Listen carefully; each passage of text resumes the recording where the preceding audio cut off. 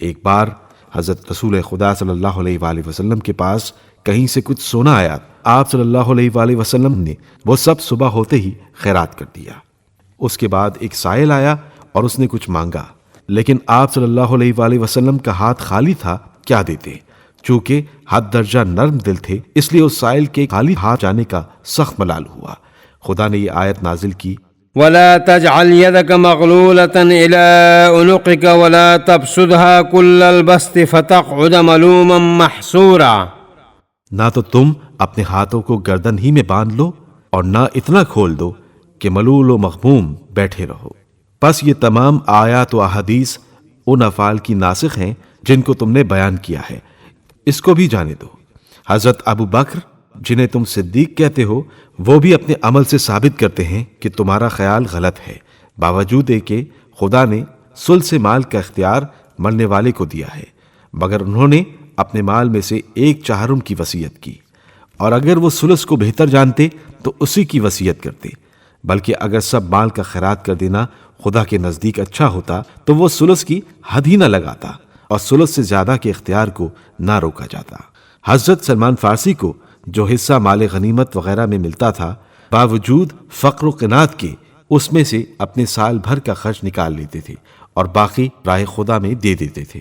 ایک بار کسی نے اعتراض کیا کہ آپ زاہد و متقی ہو کر ایسا کرتے ہیں، کیا آپ کو اپنے سال بھر زندہ رہنے کا یقین ہے جو 1 سال کی خوراک مہیا کر رکھتے ہیں؟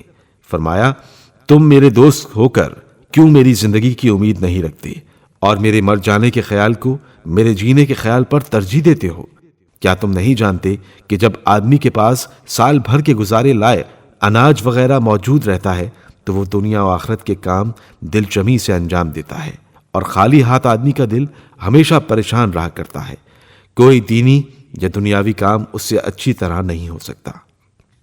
حضرت ابو ذر غفاری کو دیکھو کہ باوجود فقر پسندی اور کوشہ نشینی کے کبھی تہی دست رہنا گوارا نہ فرماتے تھے۔ چند اونٹ اور بکریاں پال رکھی تھیں جن سے اپنے اہل و عیال اور مہمانوں کا خرچ باہم پہنچاتے تھے۔ اکثر اونٹ یا بکری کو جب ذبح کرتے تھے تو اس کا گوشت تقسیم فرماتے وقت اپنا حصہ نکال لیتے تھے۔ دیکھو، یہ وہ لوگ ہیں جن کے زہد و تقوی میں کسی کو شک و شبے کی گنجائش نہیں، لیکن یہ بھی اس طرح زندگی بسر نہ کرتے تھے کہ ان کے پاس کچھ نہ رہتا ہو، یا جو کچھ ان کے پاس ہو اسے راہ خدا میں دے کر نادار بن جاتے ہوں، جیسا کہ تم لوگ خیال کر رہے ہو۔ غالباً میرے اس جواب سے تم کو تسکین ہو گئی ہوگی، اور اگر نہ ہوئی ہو تو میں اور بھی بیان کر سکتا ہوں۔ شاگرد نے سن کر کہا، کچھ اور بیان فرمائیے۔ امام علیہ السلام نے فرمایا، سنو، پہلے خدا نے مومنوں پر فرض کیا تھا کہ اپنے سے 10 گنا آدمیوں سے جہاد کریں، پھر ان پر رحم فرمایا اور اس تعداد میں تخفیف کر دی، یعنی 2 گنے کے ساتھ جہاد کیا جائے۔ پس اس حکم نے پہلے حکم کو منسوخ کر دیا۔ دیکھو، اگر کوئی عورت قاضی کے سامنے یہ استغاثہ کرے کہ میرا شوہر مجھے نفقہ نہیں دیتا، اور قاضی اسے نفقہ دینے پر مجبور کرے، وہ کہے کہ میں مرد زاہد ہوں اور کوئی شے مال دنیا سے میرے پاس نہیں، کہاں سے ادا کروں؟ لیکن قاضی اس کا کوئی عذر نہ سنے، تو بتاؤ تمہاری رائے میں یہ قاضی ظالم ہے یا عادل؟ اگر تم یہ کہو کہ قاضی ظالم ہے تو ظالم مسلمان نہیں ہوتا، اور اگر کہو کہ قاضی عادل ہے تو یہ امر تمہاری رائے کے خلاف ہوگا۔ اچھا، اگر تمہاری رائے کے مطابق تمام دنیا زاہد بن جائے اور کوئی کسی کے مال کی پرواہ نہ کرے، تو بتاؤ یہ خیرات جس کا بے حد ثواب خدا نے مقرر کیا ہے پھر کون لے، اور اہل دولت کہاں سے مستحق پیدا کریں گے؟